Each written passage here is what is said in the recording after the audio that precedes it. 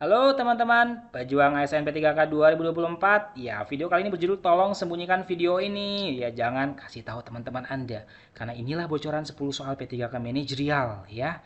Yang sudah kami himpun dari beberapa teman kami yang sudah melakukan tes sampai dengan hari ke-9.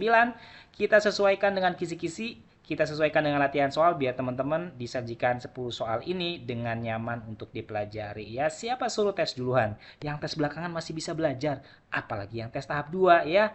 Maka latihan soal akhir sebelum tes ini sub materinya adalah pengambilan keputusan biar teman-teman makin gacor jawab soalnya pas di tes P3K. Untuk semua informasi guru, nakes, dan tenaga teknis berdasarkan kesisi terbaru Kepmenpan RB nomor 347 tahun 2024. Jangan tanya sebelah kiri Mbak Cantik ini siapa dan Mas Ganteng ini siapa, karena mereka adalah penyemangat teman-teman belajar pada malam ini ya. Dilihat saja, jangan diapa-apain ya. Cukup dipandang-pandang saja. Oke, lanjut nomor 1 teman-teman. Seorang karyawan sering kali menolak menerima arahan dan memilih bekerja dengan caranya sendiri meskipun hasilnya tidak sesuai standar. Apa tindakan Anda sebagai atasan? A. Memberikan arahan lebih jelas dan memastikan ia memahami pentingnya standar kerja. B. Membiarkan ia bekerja sesuai caranya karena ia merasa lebih nyaman. C. Meminta karyawan lain untuk membantu mengawasi pekerjaannya. D. Mengurangi tanggung jawabnya untuk menghindari masalah di masa depan. Yo teman-teman. Kira-kira jawaban terbaiknya ada di opsi yang ya, oke. Terbaik 4321 berurutan ada di ACBD. A. Kombinasi pendekatan komunikatif dan solutif yang efektif. Permasalahannya ini seorang karyawan seringkali menolak menerima arahan ya, dia nggak mau diatur, kayaknya susah diarahkan ya, dan memilih bekerja dengan caranya sendiri, artinya individualistik. Nah masalahnya hasilnya nggak sesuai standar. Tindakan kita sebagai atasan apa? Kasih arahan yang lebih jelas, yang ani, berikan arahan lebih jelas ya, biar dia bisa melaksanakan arahan tersebut. Kadang orang menolak itu karena arahannya membingungkan atau kurang jelas, maka pastikan berikan arahan yang lebih jelas dan memastikan ia memahami pentingnya standar kerja. Kalau memang standar kerjanya dikerjakan bersama-sama by tim, jangan dikerjakan sendirian individualistik. Nah, ini akan mempengaruhi hasil pekerjaannya. Itu perlu disampaikan oleh kita sebagai atasan ya. Baru kemudian yang C 3 poin tadi, meminta karyawan lain untuk membantu mengawasi pekerjaannya. Lah kan kita atasannya ya. Nah, maka masih lebih bagus jawaban A. B 2 poin, membiarkan ia bekerja sesuai caranya karena ia merasa lebih nyaman. Ini membiarkan berarti mengabaikan masalah yang ada ya. D. Mengurangi tanggung jawabnya untuk menghindari masalah di masa depan. Lah ini malah makin nggak bertanggung jawab nih karyawan yang ini. Lanjut nomor 2, seorang anggota tim sering menolak menghadiri pertemuan tim tanpa alasan yang jelas meskipun kehadirannya diperlukan. Bagaimana Anda menanganinya sebagai atasan? Ya, A. Memastikan bahwa semua pertemuan memiliki tujuan relevan dan memberikan sanksi bagi yang menolak. B. Memberikan sanksi ringan agar ia memahami pentingnya kehadiran. C. Melaporkan perilaku tersebut ke HRD untuk mendapatkan tindakan lebih lanjut. D. Menunda pertemuan hingga semua anggota tim dapat hadir. Ya, teman-teman, kita lihat jawaban terbaiknya ada di opsi yang A, B, C, D berurutan ya. Langkah preventif yang memastikan pertemuan efektif dan relevan serta adanya sanksi yang merupakan bentuk represif ya. Ini ada preventif dan represif ya. Preventif itu mencegah, represif itu yang mengobati atau mengatasi atau menangani masalah yang sudah terjadi. Seorang anggota tim menolak menghadiri pertemuan tim tanpa alasan ya, menolak hadir tanpa alasan. Kehadirannya diperlukan padahal. Maka jawaban terbaiknya A, memastikan semua pertemuan memiliki tujuan relevan. Jangan sampai pertemuannya tidak memiliki tujuan relevan. Ya, dia bisa nggak hadir karena apa sih, nggak nyambung pertemuan itu, ngapain gue hadir gitu ya. Maka pastikan pertemuan itu harus relevan dengan job desk-nya, dengan tupoksinya, dengan pekerjaannya. Dan memberikan sanksi bagi yang menolak. Nah, sanksinya apa bagi yang menolak? Nah, ini bentuk represif ya, tindakan nyata penanganan bagi yang menolak. Nah, itu jawaban terbaik ada di A ya. Baru kemudian B 3 poin, memberikan sanksi ringan agar ia memahami pentingnya kehadiran. Sanksi ya masih bisa diberikan 3 poin ternyata, tapi masih lebih bagus yang A tadi ya. Kemudian nomor 3, karyawan Anda sering mengabaikan instruksi tertulis sehingga hasil pekerjaannya sering tidak sesuai standar. Apa langkah terbaik yang bisa diambil sebagai atasan? A. Memindahkan tanggung jawab pekerjaan kepada karyawan lain. B. Menyediakan panduan kerja yang lebih mudah dipahami dan diakses. C. Memberikan pelatihan teknis tambahan agar ia dapat bekerja lebih baik. D. Meminta atasan puncak untuk langsung ya menangani masalah ini. Nah, teman-teman, untuk permasalahan seperti ini kira-kira jawabannya apa? Kita lihat opsi terbaik ada di B, C, D, A. Berurutan B, C, D, A. Memberikan solusi konkret untuk mencegah kesalahan serupa. Masalahnya adalah karyawan, kita sebagai atasan nih, karyawan Anda sering mengabaikan instruksi tertulis ya, hasil pekerjaannya nggak sesuai standar. Maka kita sediakan yang B, menyediakan panduan kerja yang lebih mudah dipahami dan diakses. Kalau panduannya mudah dipahami dan diakses, ya kemungkinan ya diharapkan orang tidak mengabaikan gitu ya, karyawan tidak mengabaikan. Nah, kalau panduannya susah diakses, susah dipahami, ya ini memberikan potensi untuk diabaikan ya karena susah dipahami sudah jelas. Maka kita bikin panduan itu mudah dipahami. Ya, ini memastikan di awal, mencegah gitu ya, lebih baik lah ya. Kemudian tadi 3 poin ada di C ya, memberikan pelatihan teknis, ini juga bisa dilakukan biar dia mampu untuk menerima instruksi tertulis gitu ya. Kemudian D dan A, D meminta atasan puncak untuk langsung menangani masalah ini. Jangan atasan puncak dulu. Nah, kita kan atasannya si karyawan ya, maka kita upayakan dulu nih semampu kita. Baru 1 poin A memindahkan tanggung jawab pekerjaan kepada karyawan lain. Ya, ini juga tidak menyelesaikan masalahnya. Nomor 4. Selama pandemi, perusahaan Anda meminta seluruh karyawan bekerja dari rumah. Namun pekerjaan Anda sering memerlukan koordinasi intensif dengan tim. Bagaimana Anda mengatasi situasi ini? A. Membuat jadwal rutin untuk rapat virtual guna menjaga komunikasi yang efektif dengan tim. B. Mengerjakan tugas sendiri sebisa mungkin dan hanya meminta bantuan saat sangat diperlukan.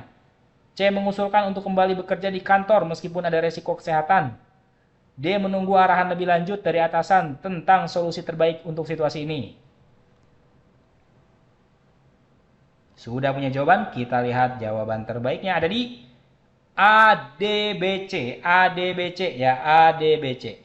Membuat jadwal rutin untuk rapat virtual guna menjaga komunikasi yang efektif dengan tim. Masalahnya nih pas pandemi, perusahaan meminta seluruh karyawan bekerja dari rumah ya, work from home ya, WFH nih. Tapi pekerjaan kita nih sering memerlukan koordinasi intensif. Ya udah, A ya gampang tuh membuat jadwal rutin untuk rapat virtual ya, rapat online ya, jarak jauh guna menjaga komunikasi yang efektif. Biar koordinasinya intensif ya, tidak terkendala oleh jarak karena WFH, maka bisa adakan rutin secara virtual. Ini jawaban terbaik. Baru yang D 3 poin, menunggu arahan lebih lanjut dari atasan. Menunggu itu tidak selalu baik teman-teman ya. Menunggu itu nggak enak gitu ya, nggak memberikan solusi menunggu itu ya. Baru kemudian B 2 poin, mengerjakan tugas sendiri sebisa mungkin dan hanya meminta bantuan saat sedang diperlukan. Ini juga nggak menyelesaikan masalah ya. Tadi masalahnya kan koordinasi ya, butuh koordinasi itu, memerlukan koordinasi intensif dengan tim. Ya, C mengusulkan untuk kembali bekerja di kantor meskipun ada resiko. Waduh, ini mengambil resiko ya. Nomor 5 guys, Anda mendapati seorang karyawan di tim sering menunda pekerjaan dengan alasan yang tidak jelas. Hal ini mempengaruhi produktivitas tim secara keseluruhan. Apa tindakan terbaik sebagai ketua tim untuk menyelesaikan masalah ini? A. Meminta karyawan tersebut untuk memberikan laporan harian tentang progres pekerjaannya. B. Memberikan pelatihan manajemen waktu untuk meningkatkan kemampuan karyawan dalam menyelesaikan tugas. C. Mengurangi beban kerja karyawan dan mendistribusikannya ke anggota tim lain. D. Memberikan peringatan lisan dan meminta komitmen tertulis untuk menyelesaikan pekerjaan tepat waktu. Oke teman-teman pejuang SN, kita lihat jawaban terbaiknya ada di A, B, C, D berurutan. Solusi praktis untuk memantau dan meningkatkan akuntabilitas karyawan ya. Ini masalahnya ada karyawan yang sering menunda pekerjaan, alasannya nggak jelas, pengaruh produktivitas tim ya. Tindakan terbaiknya apa? Tadi kita lihat A, B, C, D ya, meminta karyawan tersebut memberikan laporan harian. Nah ini buat apa? Biar terpantau efektivitas kerjanya ya. Jangan sampai pekerjaannya ada yang tertunda. Dengan membuat ya laporan periodik ya, periode per periode yaitu harian tentang progres pekerjaannya. Nah ini meminimalisir adanya penundaan pekerjaan. Nah kenapa ada penundaan pekerjaan dan nggak terpantau? Karena nggak ada laporan periodik. Biasanya seperti itu ya.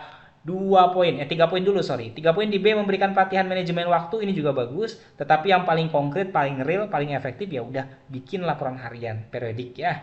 C. Mengurangi beban kerja, nih 2 poin. Aduh, mengurangi beban kerja tuh gimana ini? D. Memberikan peringatan lisan, ini nanti ya setelah dia tidak bisa apalagi diingetin gitu ya.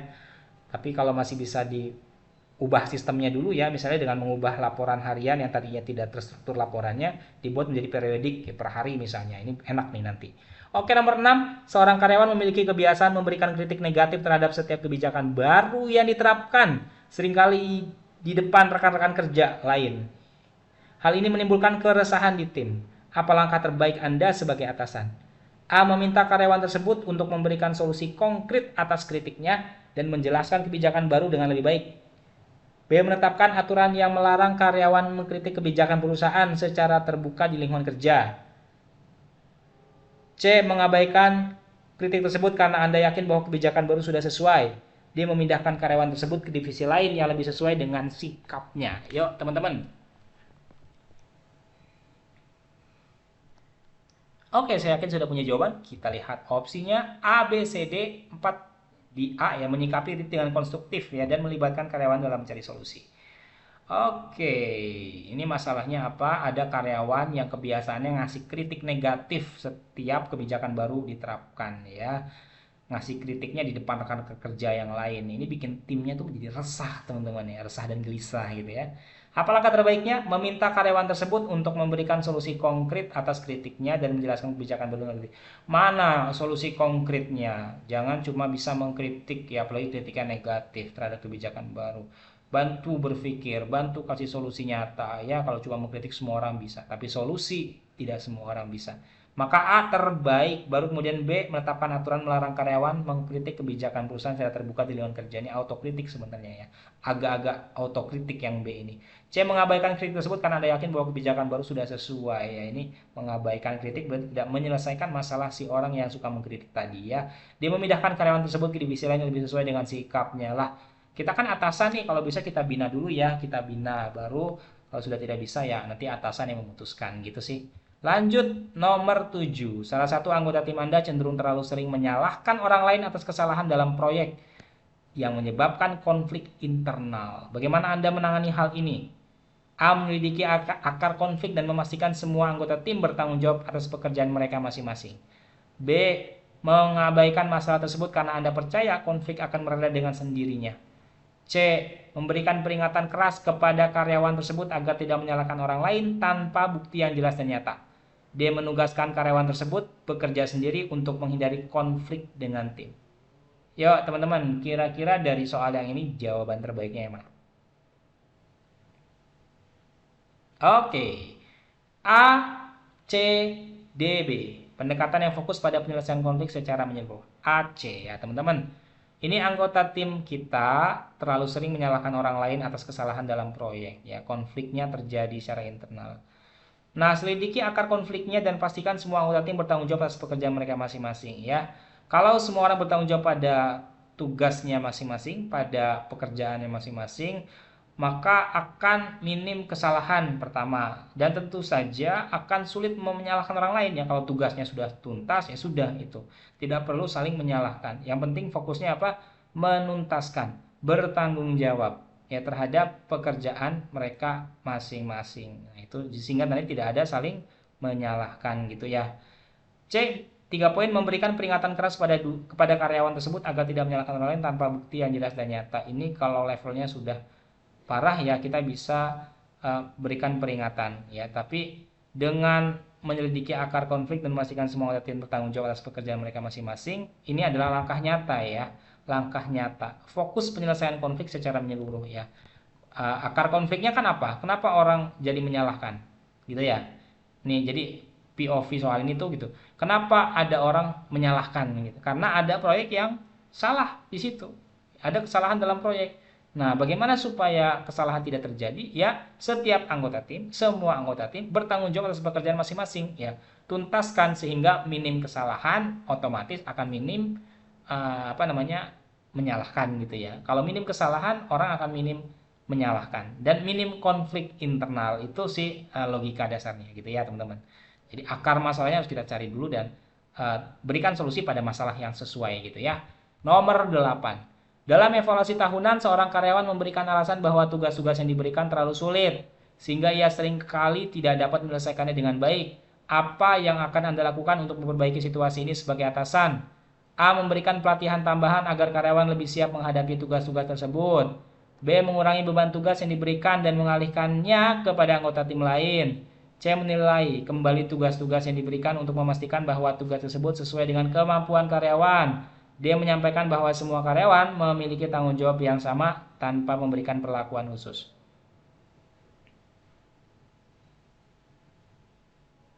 Oke, jawaban terbaiknya ada di C, A, B, D. C. Langkah sistematis untuk menyeimbangkan beban kerja dan kemampuan karyawan. Ya, pas evaluasi tahunan, karyawan memberikan alasan ya. Seorang karyawan memberikan alasan bahwa tugas-tugas yang diberikan terlalu sulit. Dia nggak mampu menyelesaikannya. Nah, ya lakukan yang C, menilai kembali tugas-tugas yang diberikan untuk memastikan bahwa tugas tersebut sesuai dengan kemampuan karyawan. Menilai itu sama dengan mengevaluasi, teman-teman ya. Evaluasi aja gitu ya. Apakah tugas yang diberikan itu sesuai dengan kemampuan? Jangan-jangan kemampuannya 1, ya tugasnya level 6. Nah, ini berat. Maka pastikan tugas tersebut sesuai sehingga nanti tidak ada orang yang memberi alasan bahwa tugasnya terlalu sulit ya. Tidak ada orang yang mengeluh, tidak ada orang yang kesulitan. Nah, ini yang poin terbaik dicek. Baru kemudian di A, memberikan pelatihan tambahan agar lebih siap menghadapi tugas-tugas tersebut ya. Ngasih pelatihan juga bagus jangka panjang. Tetapi yang paling penting pembagian tugasnya realistis sesuai dengan kompetensinya, sesuai dengan kemampuan karyawannya. Oke, nomor 9. Setelah lama mencari kerja, Anda mendapat tawaran magang tanpa bayaran di perusahaan ternama. Namun Anda juga memiliki tanggungan keuangan yang harus dipenuhi. Apa langkah Anda? A. Menerima tawaran magang dan mencari pekerjaan paruh waktu untuk memenuhi kebutuhan. B. Menolak tawaran magang dan fokus pada pekerjaan yang memberikan penghasilan tetap. C. Mengajukan pertanyaan kepada perusahaan mengenai kemungkinan insentif tambahan. D. Menunda keputusan sambil mempertimbangkan tawaran kerja lainnya. Oke, langsung lihat jawabannya berurutan A, B, C, D ya.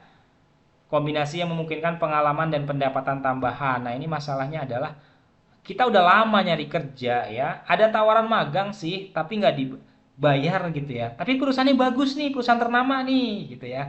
Dan masalah lainnya, kita memiliki tanggungan keuangan yang harus dipenuhi. Nah, jawaban terbaik di A ternyata teman-teman. Menerima tawaran magang. Ya, terima dulu karena ini perusahaan ternama. Kita punya potensi untuk berkembang di perusahaan ini, gitu ya. Dan mencari pekerjaan paruh waktu untuk memenuhi kebutuhan. Nah, masalah kita punya tanggungan keuangan, kita bisa cari pekerjaan paruh waktu ya, freelance ya, untuk memenuhi kebutuhan yang ada. Nah, jadi dua-duanya dapat nih, pengalaman dapat, kebutuhan dapat, gitu ya. Baru kemudian B, menolak tawaran magang dan fokus pada pekerjaan yang memberikan penghasilan tetap. Nah, masalahnya udah lama nyari kerja susah gitu ya. Jadi mau nggak mau kita terima tawaran ini kan, setelah kita terima dapat surat pengalaman kerja tuh buat kemana-mana enak ya. Kita cari pengalamannya dulu tuh, pengalamannya bagus. Toh yang A juga pemenuhan kebutuhannya juga akan terpenuhi ketika kita berhasil menemukan pekerjaan paruh waktu. Nomor 10.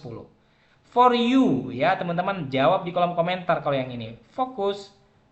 Anda mendapatkan pekerjaan dengan kontrak jangka saya ulang. Anda mendapatkan pekerjaan dengan kontrak jangka pendek di bidang yang Anda minati. Namun, Anda khawatir tentang kestabilan finansial setelah kontrak selesai. Apa tindakan Anda? A. Menerima pekerjaan tersebut sambil mulai mencari peluang kerja lainnya. B. Menolak pekerjaan tersebut dan hanya mencari pekerjaan dengan kontrak jangka panjang.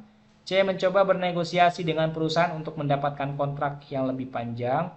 D. Menerima pekerjaan tersebut tanpa memikirkan konsekuensi jangka panjang.